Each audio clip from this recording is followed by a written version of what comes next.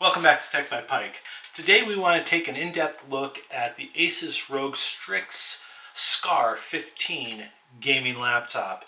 We did an unboxing of this particular laptop and we've posted that already, and now we have completed the benchmarking and we want to bring those results to you right now. But a quick review of the specs of this laptop. It has an AMD Ryzen 9 5900HX processor that has 8 cores and 16 threads, has an RTX 3080, and it boosts up to 130 watts with Dynamic Boost 2.0, has a 300 Hz 15.6 Full HD screen at 300 nits of brightness, 32 gigs of RAM, 3200 Hz. It can be upgraded up to 64 gigs, and then it has the 1 terabyte SSD, and it has that extra slot for another SSD for more storage.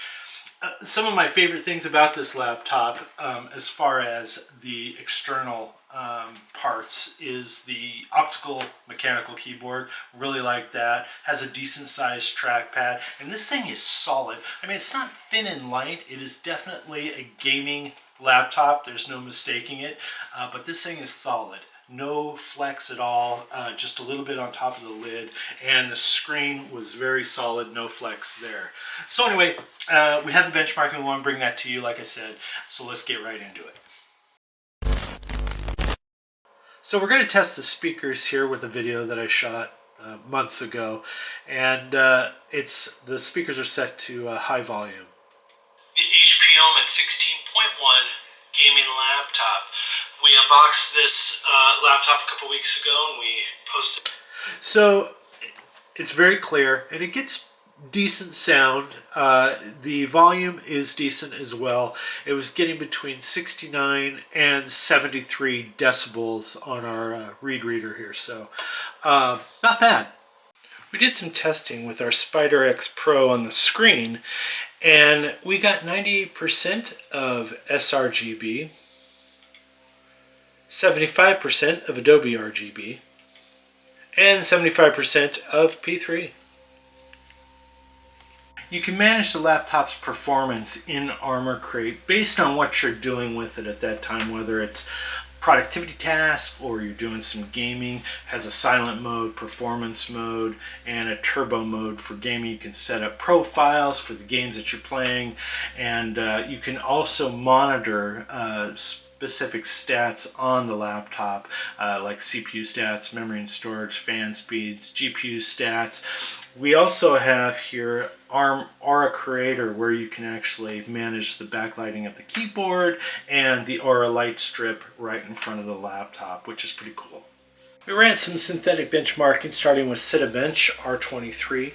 Our multi-core score was 13,658, and our single core score was 1,485. So we leveraged 3D Mark to do a number of synthetic benchmarking. One of them is TimeSpy, another one is Firestrike, and then we have a CPU benchmarking tool and also a storage benchmarking tool. So let's take a look at those scores. Our TimeSpy score, graphics score, was 11,377. Our CPU score was 10,107. Our overall score for TimeSpy was 11,166. Our Firestrike score, graphics score, was 28,908. Our physics score was 26,108. And combined score was 13,155. And our overall score was 25,450 online, which comes out as legendary. That's awesome. Our CPU profile score is here, and we got max threads, 16 threads, 8 threads, 4 threads, 2 threads, and 1 thread, and those are the scores for those. And then we have our storage benchmark score, which came out to 2,364, and you can read the results there. So we played a number of our games to get some FPS scores, and these games were set on high. Cyberpunk 2077 got on average around 57 to 62 FPS.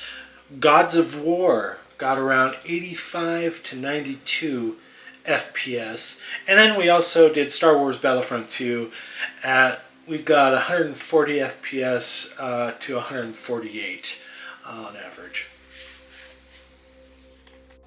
We leverage a number of games that have in-game benchmarking tools like F1 2020, Shadows of the Tomb Raider, Horizon Zero Dawn, and we created a spreadsheet that talks about these scores, and all these games are set on ultra settings, and the laptop itself is also set to high performance for gaming. So let's take a look at that spreadsheet and check out those scores. So a quick look at our comparison spreadsheet here. We have Shadow of the Tomb Raider, and we scored with this laptop a max of 294 FPS, an average of 181 FPS, and a minimum of 133 FPS. And remember, this is ultra settings. For F1 2020, we have a max of 236 FPS, average 210, minimum 180. Red Dead Redemption, we have a score of max 134 FPS, an average of 80, and then a minimum of 22. And then for Horizon Zero Dawn, we have a max of 172, an average of 95 FPS, and a minimum of 48. This laptop, when it comes to gaming, is definitely rock solid. My experience with this laptop when it comes to gaming was fantastic. I really enjoyed gaming on this laptop. I love the chassis here. It's just very, very stiff, very rigid.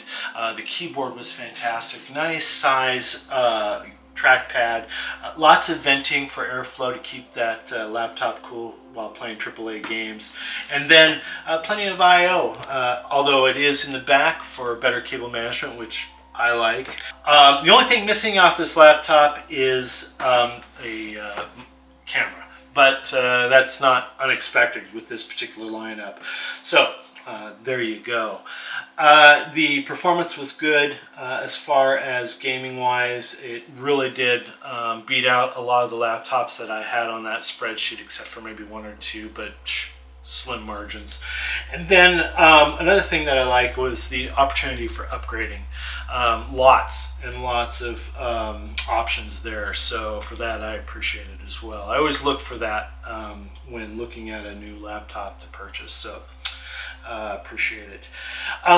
Other than that, this is going to be our second to last laptop that we're going to review. That is last year's model. We're kind of going through a number of them that we didn't get to in 2021, and we got one more to do after this, but after that it's going to be all 2022 laptops, so we're excited about that. Anyway, if you like this video, go ahead and hit the like button.